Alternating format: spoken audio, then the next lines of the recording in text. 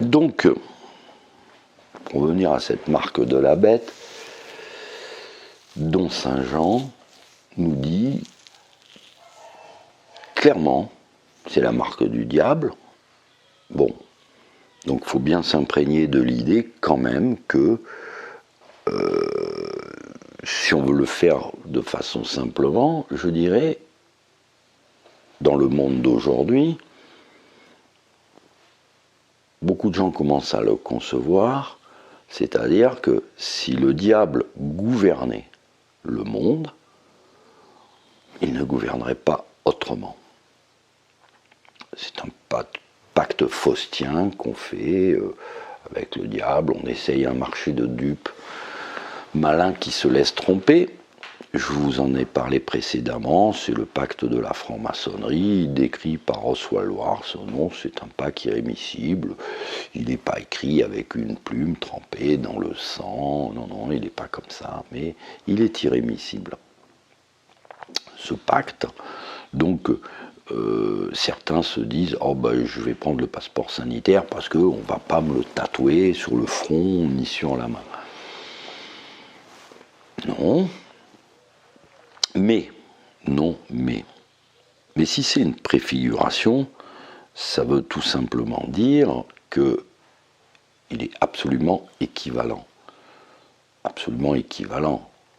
Peut-être que du temps de l'Antéchrist, on tatouera les gens pour leur donner le droit d'acheter et de vendre, code barre sur le poignet.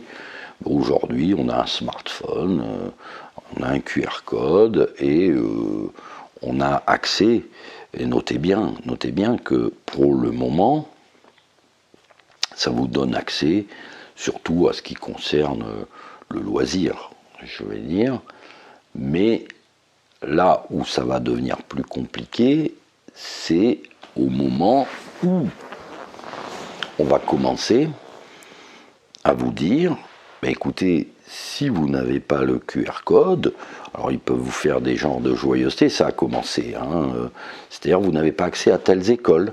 Voilà, il faut le passeport sanitaire pour avoir le droit de s'inscrire à telle école. Donc là, on touche vraiment dans le droit fondamental du travail. Ça arrivera quasi certainement que des gens vont devoir choisir entre leur gagne-pain, leur travail, ou pas, en fonction du passeport sanitaire. Ça arrivera de façon quasi certaine, in fine, que on vous enlèvera des droits sociaux parce que vous n'avez pas le passeport sanitaire. Et jusqu'où ça ira, ça n'arrivera pas au bout parce que de toute façon, il y aura toujours des gens qui résisteront, mais la manière de résister va être fonction de votre dépendance à tout ce système. On ne pourra pas vous enlever votre retraite, je ne pense pas. Par contre, on pourra vous enlever votre travail. Retraite, puis de toute façon, généralement, vous avez pu remarquer que la pression vient énormément vers le vaccin de cette génération 68, vous voyez, celle qui a fait mai 68 et qui aujourd'hui se balade en camping-car, qui a des retraites incroyables, des droits, les droits, qui bénéficient de droits, etc., de privilèges, qu'on enlève aujourd'hui d'ailleurs à ceux qui arrivent aujourd'hui, ceux qui arrivent sur le monde de la retraite, commencent à comprendre que la retraite rime avec peau de chagrin. On y arrivera à 1000 balles, tout le monde 1000 balles, ça arrivera, mais c'est plus tard. Donc, oui, ce passeport sanitaire va être une arme, sera une arme, je l'affirme, sera une arme terrible l'année prochaine. Ça sera une arme terrible, et ils ne reculeront devant rien. C'est pour ça que l'année prochaine, il va y avoir des élections, et c'est là qu'on va arriver à la deuxième question, les gens se disent « Ah oui, mais on va avoir le choix, on va voter un tel ou un tel, et ça va tout régler. » Alors, je suis presque mort de rire. Chaque fois quelqu'un m'appelle beaucoup en me disant « Ouais, t'as vu Zemmour? Oui, t'as vu Onfray? Oui, t'as vu De Villiers? Oui, t'as vu les militaires? Oui, t'as vu... » Oui, j'ai vu. Oui, j'ai vu. Oui, j'ai écouté. Ils ne changeront rien. Strictement rien. Vous pouvez mettre Marine Le Pen, si vous voulez. C'est ce qu'elle vient de faire, Marine Le Pen. Elle vient de dire au Hamas de se calmer.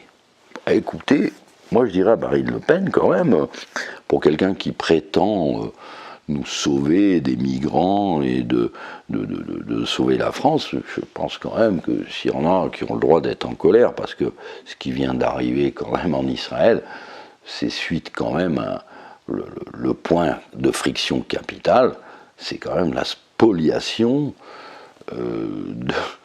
des Palestiniens, de leur maison. C'est même plus les territoires, ils ont quasiment plus de territoire, ils sont tassés dans la bande de Gaza, 2-3 endroits comme ça, mais carrément dans Jérusalem, allez, dehors, on les fout dehors de chez eux.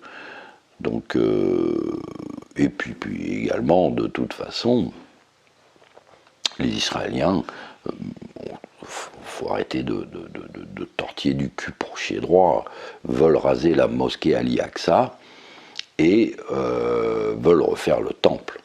Là, on est dans l'eschatologie. Et ça, quel qu'en soit le prix. Alors, il y a un chapitre que j'ai sauté un petit peu volontairement, je suis passé pratiquement du chapitre 9-10 au chapitre 13, et j'ai sauté un chapitre de l'Apocalypse, c'est les deux témoins. Eh bien, je vais vous poser une question très simple, et il faut y répondre parce que la suite va en dépendre. Regardez ce qui se passe en Israël, et regardez ce qu'a fait Israël. Souvenez-vous un petit peu, bon, Palestiniens quand même, s'il y a quand même quelqu'un qui est témoin, qui est un témoignage jusqu'au ciel et jusqu'à l'éternité de ce que peut être le pire des apartheids qu'on n'a jamais vu, la pire des spoliations qu'on n'a jamais vu, c'est quand même le peuple palestinien, au nom de gens qui se disent juifs et ne le sont point, comme dirait Saint Jean. Il dit même que c'est la synagogue de Satan. Ça devrait réveiller une petite méfiance, n'est-ce pas? Je n'irai pas plus loin, puisque de toute façon, le problème, c'est qu'il y a une confusion sur le mot juif. Moi, je dirais plutôt judéen, puisque au-dessus de la croix du Christ, il y avait écrit roi des Judéens. Alors, est-ce que les Palestiniens sont ou ne sont pas judéens? Il faudrait peut-être se poser la question. Je pense qu'ils le sont plus que Netanyahou, ça c'est sûr et certain.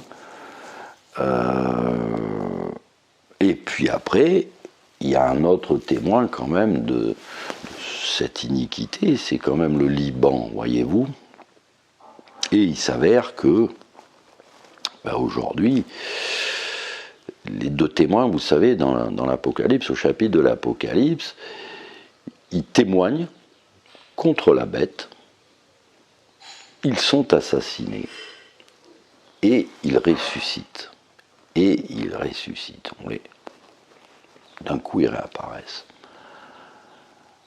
Eh bien, moi je vous dis, c'est peut-être pas maintenant, là, à l'heure où j'écris ces lignes, et peut-être quand cette vidéo sera diffusée, on aura peut-être réussi à faire un énième accord de paix qui inéluctablement sera déchiré.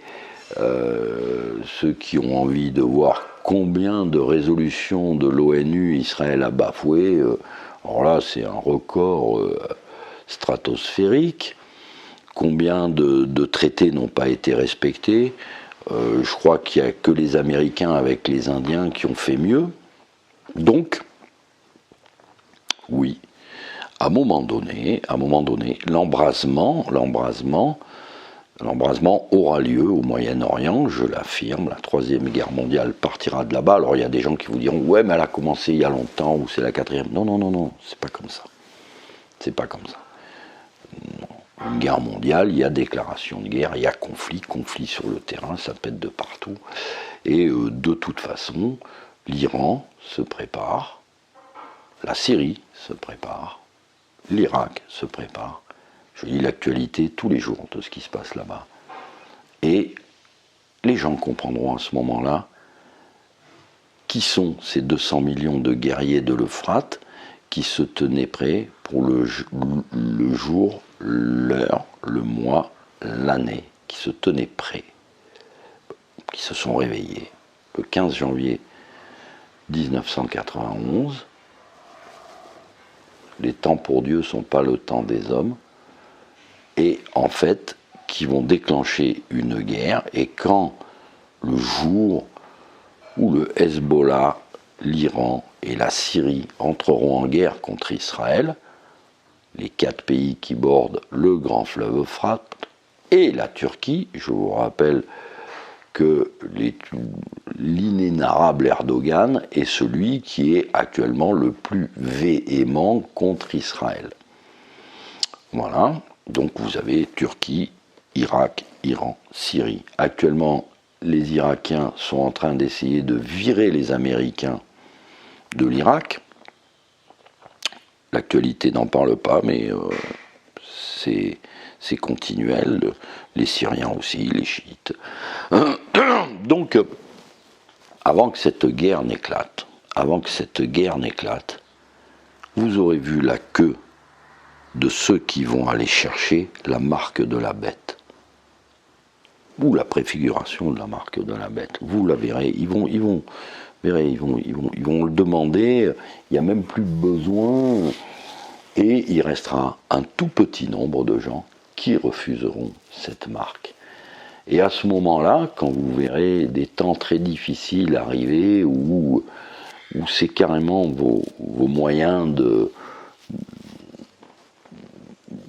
survivre, votre travail, et le droit d'acheter, de vendre, de travailler sera vraiment, vraiment menacé, à ce moment-là,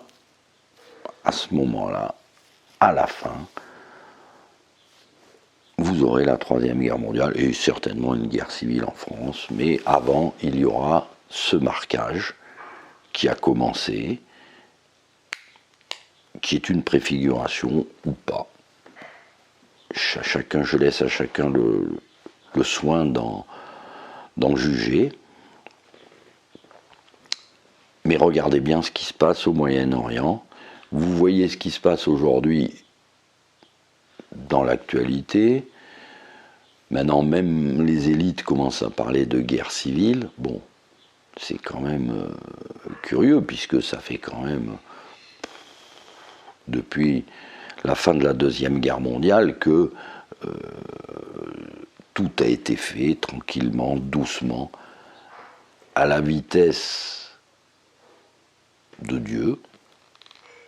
Le temps n'existe pas pour Dieu, en laissant faire le diable qui avait demandé, rappelez-vous, 100 ans pour détruire l'Église. Donc, ils vont rouvrir Babylone. Ouais. Babylone, à qui va arriver des grands, grands malheurs. Ça sera le sujet de la prochaine vidéo. Ciao!